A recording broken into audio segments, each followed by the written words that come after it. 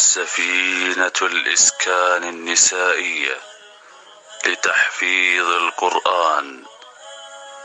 للعام الرابع على التوالي تشق سفينتنا بحار الظلمات لتنير دروبها بين تلاطم الأمواج، وربانها شامخ عازم على العطاء، حريص على النماء في وسط معمعة البحار.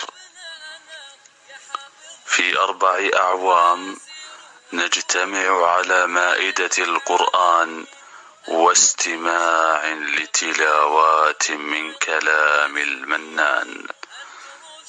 ابتدأنا رحلتنا مع الله، فانطلقت الأشرعة وشحذت الهمم، فأصبحت سفينتنا في البحر تسابق الأمواج وتواجه الظلام، لا تغير وجهتها مهما علت الأمواج وتلاطمت.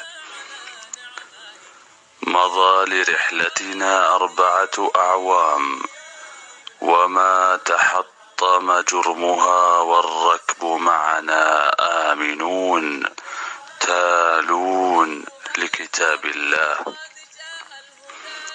والآن حان وقت الإرساء من جديد بثوب قشيب ومنظر عجيب، فرست بنا على شاطئ الختام سائلين ربنا أن يسدل علينا وافر أفضاله. ربان السفينة شكرا لك ولمعاونيك، وهم الأستاذ مقعد البيشي، الأستاذة غالية، الأستاذة فطوم الغامدي، الأستاذة نجولة عزت، الأستاذة الصغيرة هالة محب، والأستاذة سناء إسماعيل. بوركت جهودكم، فأنتم فعلا طاقم متميز. أمطري يا سحابة، أمطري يا سحابة واسقي عذب الورود، خلي غصنا لصايل بالمحبة يميل.